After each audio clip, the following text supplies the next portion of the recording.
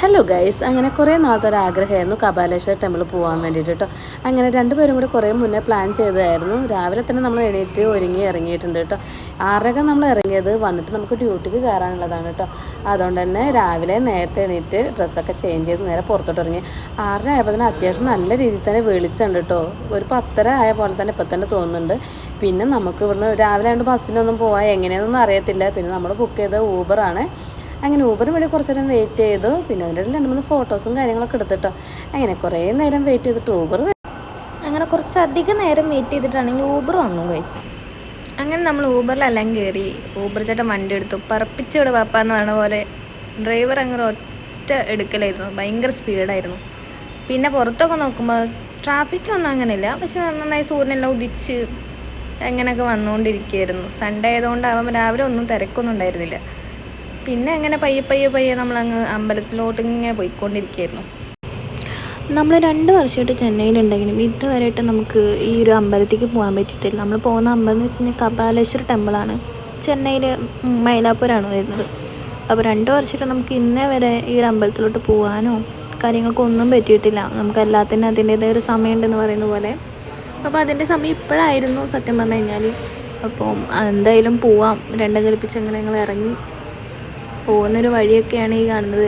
കടകളും തുറന്നിട്ടൊന്നുമില്ല. നേരങ്ങളും എടുത്ത് വരുന്നുള്ളൂ. ഒരു 7 മണി സമയമൊക്കെ ആയിട്ടുള്ളൂ. അപ്പോഴത്തേക്കും നല്ല വെയിലൊക്കെ വന്നു. ഇനി ഇവിടുന്ന് സത്യത്തിന് കുറച്ച് ദൂരമേ ഉള്ളൂ. അതേപോലെ തന്നെ നമ്മുടെ ഹോട്ടലിൽ നിന്ന് ഒരു 4 കിലോമീറ്ററാണ് ഇങ്ങോട്ട് അമ്പലത്തേക്കുള്ളൂ. എന്നാലും കൂടി നമ്മളിവിടെ വന്നിട്ടില്ല. പിന്നെ ഇപ്പോൾ നമുക്ക് തിരിച്ചു പോയി ഡ്യൂട്ടി കയറണം എന്നുള്ളതുകൊണ്ടാണ് രാവിലെ തന്നെ ഇറങ്ങിയത്. നമ്മൾ ചെറിയൊരു ബ്രേക്കിംഗ് ടൈമിലാണ് വന്നത്. അപ്പോൾ ഏകദേശം ഞാൻ പറഞ്ഞു 4 കിലോമീറ്ററോളം ഉണ്ടായിരുന്നു. അങ്ങനെ നമ്മുടെ അമ്പലത്തിൻ്റെ അടുത്ത് എത്തിയിട്ടോ. അങ്ങനെ ഫൈനൽ നമ്മുടെ ഊബർ ചേട്ടൻ നമ്മുടെ അമ്പലത്തിൻ്റെ അടുത്ത് തന്നെ, ഫ്രണ്ടിലല്ല, ഏകദേശം മാറിയിട്ട് ഒരു സൈഡിലായിട്ടൊരു വഴിയിലാണ് നമ്മളെ നിർത്തിയത്.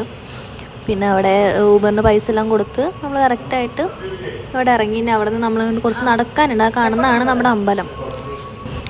ഇനി ഇവിടുന്ന് കുറച്ച് ദൂരം കൂടെ ഉള്ളൂ നമുക്ക് അമ്പലത്തിൻ്റെ ഉള്ളിലേക്ക്.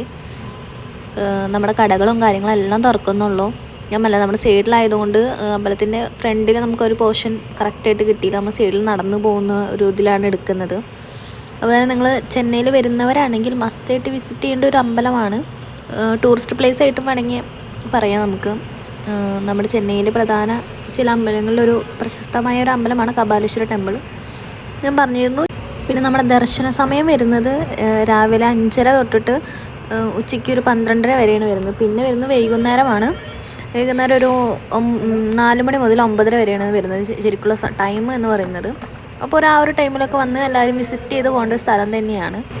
പിന്നെ ഇതാണ് നമ്മുടെ ഫ്രണ്ടിലെ പോർഷൻ വരുന്നത്. അമ്പലത്തിൻ്റെ കറക്റ്റ് ഫ്രണ്ട് ഭാഗമാണ് ഈ കാണുന്നത്.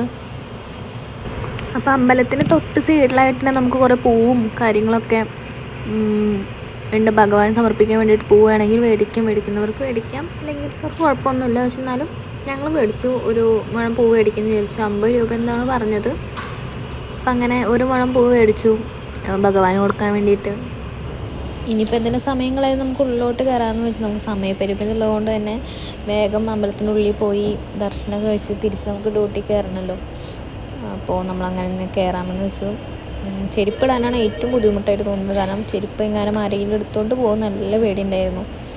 2 ചെരുപ്പും നമ്മൾ അതിൻ്റെ ഗേറ്റിൻ്റെ ഒരു ഉള്ളിലോട്ടായിട്ടൊന്ന് കുറച്ച് കയറ്റി വെച്ചു. അതുകൊണ്ട് എന്നാലും ടെൻഷനായിരുന്നു മനസ്സിൽ, ഇതെടുത്തുകൊണ്ട് പോകുമെന്നൊക്കെ ഉള്ളത്. എന്തായാലും 2 കൽപ്പിച്ച് അവിടെ ഇട്ടിട്ട് പോന്നു. അങ്ങനെ ഉള്ളിലോട്ടൊന്ന് കയറി. ഉള്ളിൽ പെർമിഷൻ അലോഡാണെന്ന് അറിയില്ല. നമുക്ക് വീഡിയോയും ഫോട്ടോസൊക്കെ എടുക്കാൻ ഇല്ല എന്നാണ് കേട്ടത്. എന്നാലും നമ്മൾ 2 കൽപ്പിച്ചിട്ട് തന്നെയാണ് ഫോണും കൊണ്ട് പോയത്. എന്തെങ്കിലും പറഞ്ഞാൽ നമുക്ക് എടുത്ത് വെക്കാനുള്ള രീതിയിൽ. ഞാൻ ഉള്ളിലോട്ട് കയറി. ആദ്യം ഭഗവാനൊന്ന് പ്രാർത്ഥിച്ചതിൻ്റെ ഒന്നും നമുക്ക് വീഡിയോയും കാര്യങ്ങളൊന്നും എടുക്കാൻ പറ്റില്ല. അതിന് ശേഷം എടുത്ത വീഡിയോ ആയിരുന്നു അത്. പിന്നെ നമ്മൾ അങ്ങനെ കുറേ ദൈവങ്ങളുണ്ട് സത്യം പറഞ്ഞു കഴിഞ്ഞാൽ ഈ ഒരു അമ്പലത്തിൻ്റെ ഉള്ളിൽ കയറി കഴിഞ്ഞാൽ എവിടെ ആദ്യം തൊഴണമെന്ന് ഭയങ്കര കൺഫ്യൂഷനാണ്.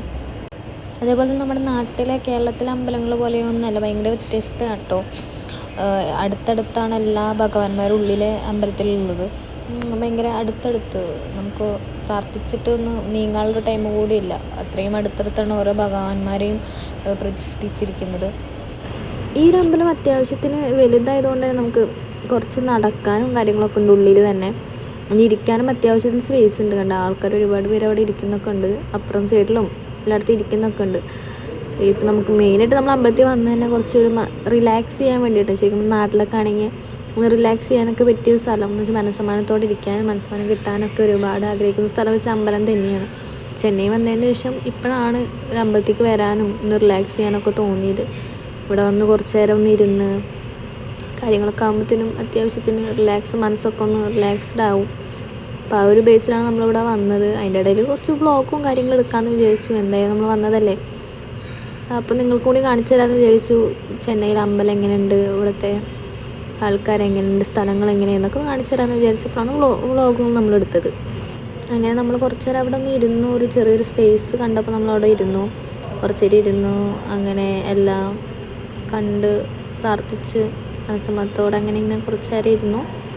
അതിനുശേഷം നമുക്ക് സമയം അധികം ഇല്ലാത്തതുകൊണ്ട് തന്നെ നമ്മൾ ഇറങ്ങിയിട്ട് ഒന്നും കഴിച്ചിട്ട് പോലും ഉണ്ടായിരുന്നില്ല. ഫുഡൊന്നും കഴിക്കാത്തതുകൊണ്ട് നമ്മൾ ഫുഡ് കഴിക്കാമെന്നുള്ളൊരു മൈൻഡിലോട്ട് എത്തി. അപ്പോഴാണ് നമുക്ക് സഡനായിട്ട് ഒരു കാര്യം ഓർമ്മ വന്നത്.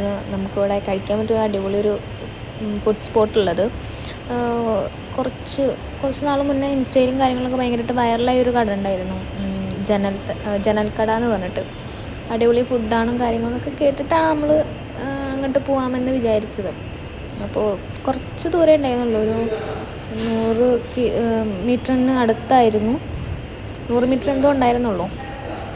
അപ്പോൾ അങ്ങോട്ട് പോകാമെന്നുള്ള, എങ്ങോട്ട് പോകണം എന്ന് ആദ്യം കുറച്ച് കൺഫ്യൂഷനൊക്കെ ഉണ്ടായിരുന്നു. പിന്നെ നമ്മൾ ഗൂഗിൾ മാപ്പൊക്കെ എടുത്ത് സെറ്റ് ചെയ്ത് അങ്ങോട്ട് പയ്യെ നടക്കാൻ തുടങ്ങി. കുറച്ച് ദൂരം ഉണ്ടായിരുന്നുള്ളൂ. വീഡിയോ കാണുമ്പോൾ ചിലപ്പോൾ തോന്നും കുറച്ച് ലോങ് ആണെന്നുള്ള രീതിയിൽ, പക്ഷേ അത്ര ലോങ്ങൊന്നുമല്ല, അടുത്തായിട്ട് തന്നെയാണ് വരുന്നത്. നമുക്ക് നടന്ന് പോകാനുള്ള ദൂരം മാത്രമേ ഉള്ളൂ. അപ്പോൾ അങ്ങനെ പയ്യെ നടന്നിട്ട് അവിടെ എത്തുമ്പോൾ നമ്മൾ കാണുമ്പോൾ തന്നെ പെട്ടെന്ന് കണ്ടതെന്ന് വെച്ചാൽ ഭയങ്കര തിരക്കുണ്ട്. പക്ഷേ എന്നാലും അപ്പോൾ കുറച്ചും കൂടെ അടുത്തോട്ട് എത്താനായപ്പോഴാണ് മനസ്സിലായത് പറയാൻ മാത്രം അങ്ങനെ തിരക്കും കാര്യങ്ങളൊന്നും ഇല്ല. റീൽസൊന്നും കാണുമ്പോൾ അത്രയും തിരക്കൊന്നും ഇല്ല. എന്നാലും ഒരു 5-6 പേരൊക്കെ ഉണ്ടായിരുന്നു. നമ്മൾ ഫുഡ് മേടിക്കാൻ ഇച്ചിരി ടൈം എടുത്തു. അപ്പോൾ അങ്ങനെ ഇഡ്ഡലിയൊക്കെ മേടിച്ചു, 2 തട്ട് ഇഡ്ഡലി മേടിച്ചു.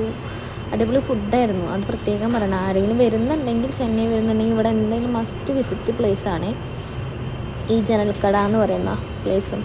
അടിപൊളി ഫുഡാണ്. ഇഡ്ഡലി, സാമ്പാറും ചട്നിയൊക്കെ അടിപൊളിയായിരുന്നു. പിന്നെ നമ്മൾ തിരിച്ചു പെട്ടെന്ന് തന്നെ, കാരണം നമുക്ക് ഡ്യൂട്ടിക്ക് കയറാണ്ടായിരുന്നു. അതുകൊണ്ട് തന്നെ നമ്മൾ പെട്ടെന്ന് അവിടുന്ന് ഒരു ഊബർ ബുക്ക് ചെയ്തു. അങ്ങനെ നമ്മൾ തിരിച്ച് നമ്മുടെ ഹോട്ടലിലോട്ട് പോവുകയാണ്.